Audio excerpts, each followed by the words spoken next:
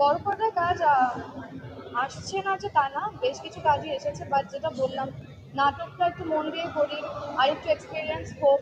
আহ, আমি যেই ভালোবাসাটা নাটকের অডিয়েন্সের থেকে পেয়েছি, আমি চাই বড় পর্দায় যখন আসবো মানুষ যেন আমাকে সেইভাবেই গ্রহণ করে নেয়, যেই ভালোবাসা দিয়ে আমাকে নাটকে গ্রহণ করেছে।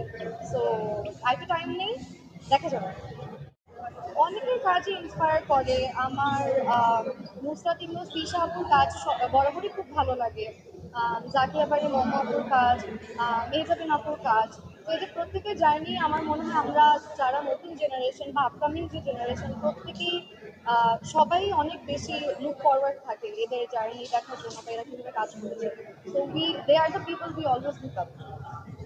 প্রথমবার হচ্ছে সিজিএফের অ্যাওয়ার্ডে এসেছি। তো আমি আশা করতেছি যে খুব ভালো একটা টাইম যাবে।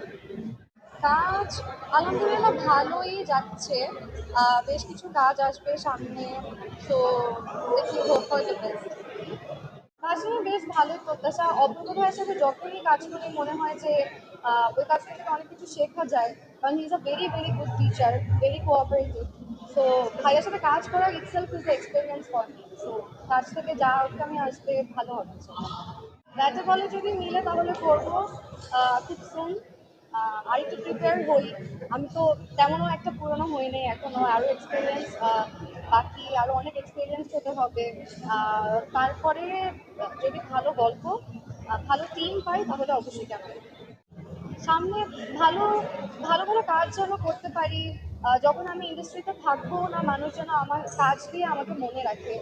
তো এমন একটা অবস্থানে যেতে চাই যেন মানুষ আমাকে বলে যে না, ও একটা মেয়ে ছিল যে মানে ভালো কাজ করতো, বা ওর কাজগুলো দেখে ওই আর্টিস্টের কথা মনে পড়ে। তো এটাই। গানের আসলে এভাবে চর্চা করা হয় না। গাই, শখের বসে গাই। গান করতে ভালো লাগে। আমি ছবি আঁকতে অনেক পছন্দ করি, বাট এখন আসলে সময় স্বল্পতার জন্য ছবিও তেমন আঁকা হয় না, গানও মাঝে মাঝে হয়তো একটা দুটো আপলোড দিই যখন ইচ্ছে করে। যেটা বললাম আর কি, সময় স্বল্পতার জন্য ছবি তেমন এখন একটা আঁকা হয় না।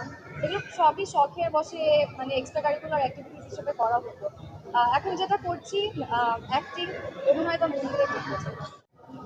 দর্শকদের উদ্দেশ্যে এটাই যে ভালো ভালো কাজ আমরা করতে চাই, ভালো ভালো কাজের জন্য আমাদের যেন সাপোর্ট থাকে অলওয়েজ। আর যেই ভালোবাসাটা আমি পেয়েছি এই সময়ে, সামনেও যেন এটা আরও কন্টিনিউশন থাকুক। এটাই দোয়া করবেন যেন আরও ভালো ভালো কাজ আমি মন দিয়ে করতে পারি।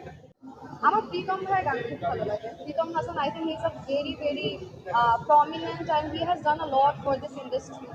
সো একদিকে সে খুব ভালো অভিনয় করে, very effortless, and at the same time গানও খুব ভালো গায়। সো মানে মাথায় আসলে এখন প্রীতম ভাইয়ের কথাই আসে।